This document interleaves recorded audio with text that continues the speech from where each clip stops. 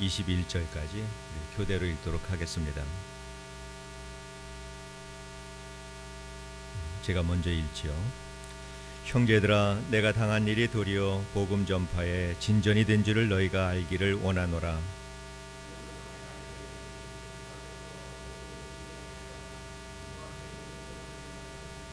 형제 중 다수가 나의 매임으로 말미암아 주 안에서 신뢰함으로 겁없이 하나님의 말씀을 더욱 담대히 전하게 되었느니라.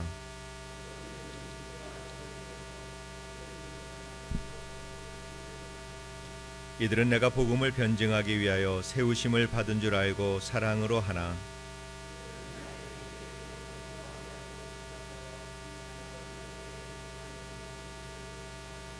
그러면 무엇이냐? 거칠애로 하나 참으로 하나 무슨 방도로 하든지 전파되는 것은 그리스도니 이로써 나는 기뻐하고 또한 기뻐하리라.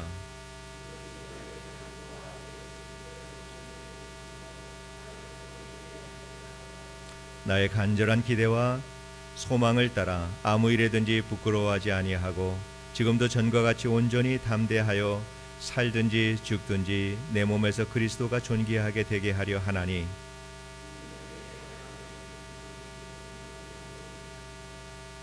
아멘. 혹시 여러분께서 보신 적이 있으실지 모르겠는데 10여 년 전에 911이라고 하는 영화가 나온 적이 있습니다. 2001년 9월 11일에 월드 트레이드 센터가 이제 무너졌을 때 구조하는 과정에서 있었던 이 실화를 소재로 만든 영화입니다. 그 중에서 오래 지나도록 잊혀지지 않는 한 장면이 있습니다. 지방에서 한 젊은 자원봉사자가 올라왔는데 이 청년은 사흘 동안 열심히 구조 작업을 벌입니다. 하루도 쉬지 않고 한시도 쉬지 않고 열심히 그렇게 일하는 것을 보면서 옆에 있는 사람이 말을 합니다. 이 청년이 다시 또 헬멧을 들고 잠시 쉬었다가 그 잿더미 속으로 들어가는 것을 보면서 당신은 좀 쉬어야 합니다. 당신은 지금 너무 지쳐 있습니다. 그런데 이 청년이 그 말을 듣고 잿더미로 변한 월드 트레이드 센터를 가리키면서 이렇게 말을 합니다. 저 안에 아직 살아있는 사람이 있습니다. 그리고는 그 지친 몸을 끌고 잿더미 속으로 들어가는 이 청년의 모습을 영화를 통해서 보면서 그 청년의 모습 속에서 누가복음에 나오는 갈릴리를 휘젓고 다니는 예수 그리스도의 모습을 저는 너무나도 분명히 볼 수가 있었습니다. 병들고 귀신 들리고 가난하고 소외되어서 소망 없이 살아가는 이 갈릴리 사람들을 보시고 주님께서는 그들의 친구가 되어주시고 그들을 치료하고 위로하고 먹이시고 그들에게 평안을 주셨습니다. 밤낮 없이 이 일을 우리 주님께서는 희생적으로 이 일을 감당을 하셨습니다.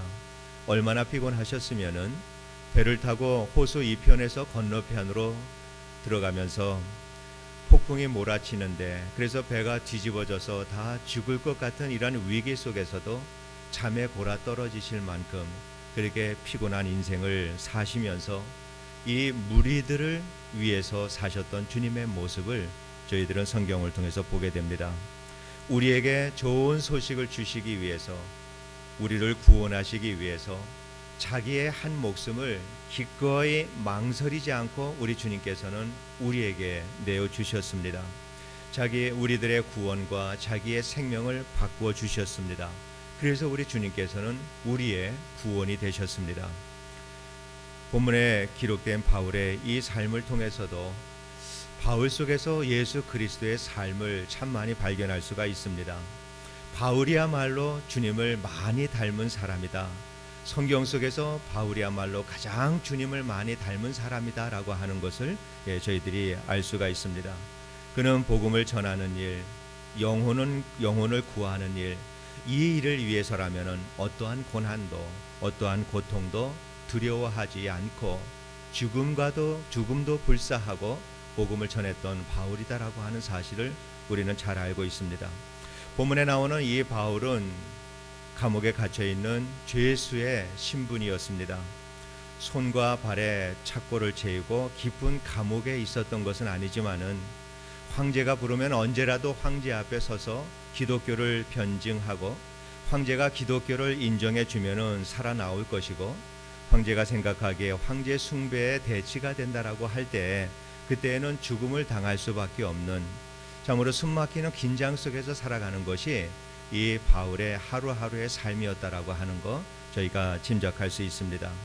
그런 감옥에서 지내면서 바울이 빌립보 성도들에게 편지를 통해서 내가 지금 어떻게 지내고 있다라고 하는 자기의 안부를 전하고 있습니다.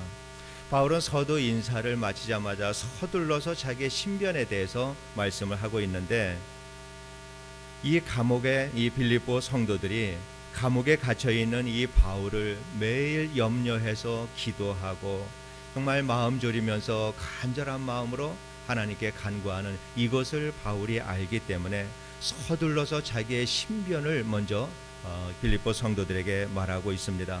바울은 말하기를 내가 당한 모든 일들이 불행하고 고통스러운 일이 아니라 그 일을 통해서 복음이 전해지고 있다. 바울은 너무도 기뻐서 이 말을 하고 있습니다. 다른 어떤 소식보다도 내가 잘 있다, 내가 건강하다, 내가 이러한 사역을 잘 감당하고 있다, 이것보다도 자기를 위해서 마음 졸이고 염려하고 있는 빌립보 성도들에게 정말로 하고 싶었던 그 말, 정말로 기쁜 소식을 말하고 있는 거가 내가 당한 모든 이 일들을 통해서 복음이 전해지고 있다. 이거를 지금 바울이 빌립보 성도들에게 말을 하고 있습니다. 그리스도인들에게는 이것보다 더 기쁜 소식이 없다라고 하는 것을 바울을 통해서 알 수가 있습니다. 로마에 있는 바울로부터 어떤 소식이 올까 목을 빼고 기다리고 있는 이 빌립보 성도들이나 이 소식을 전하는 이 바울이나 이것보다도 복음이 전하여지고 있다라고 하는 이 사실보다도 더 기쁜 소식이 없기 때문에 바울은 어떤 소식보다도 먼저 지금 나를 통해서 복음이 전해지고 있다라고 하는 이 소식을 전하고 있는 이 바울의 모습을 보게 됩니다. 바울이 갇혀 있는 그곳은 로마 황제를 호위하는 시위대 군사들이 지내는 곳입니다. 바울이 흉악한 죄를 짓지 않았기 때문에 좀 자유롭게 그렇게 지내고 있었습니다.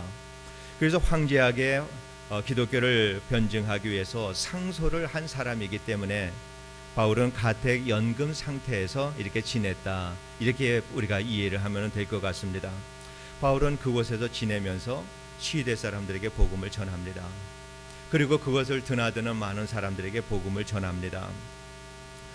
로마에 있는 그리스도인들이 바울이 복음 때문에 로마까지 끌려왔고 거기에서도 시위대와 그 주변에 있는 사람들에게 복음을 전하는 이러한 모습을 바울이 보면서 도전을 받게 됩니다. 그러면서 열심히 로마에 있는 그리스도인들이 복음을 전하기 시작을 합니다. 그런데 그 복음을 전하는 사람들 중에는 오늘 본문에 보니까 순수한 마음으로 복음을 전하는 사람들도 있지만은 그러나 그 중에는 잘못된 동기를 가지고 복음을 전하는 사람들이 있었다라고 그렇게 말을 하고 있습니다. 그렇지만은 바울은 전혀 관계하지를 않습니다. 저 사람과 나와의 관계가 어떠하든지 바울의 관심은 복음이 전해지고 있는가, 여기에 바울의 관심이 있습니다.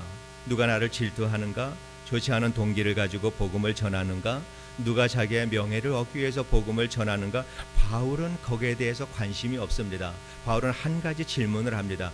그래서 그러한 일들을 통해서 복음이 전해지고 있는가? 그들이 질투하는 마음 때문에 복음이 전해지고 있는가? 그들이 잘못된 동기를 가지고 복음을 전하는데 그래도 복음은 전해지고 있는가? 바울의 관심은 오직 한 가지입니다. 그래도 복음은 전해지고 있는가? 어떤 상황에서도 그것이 바울의 질문이었습니다.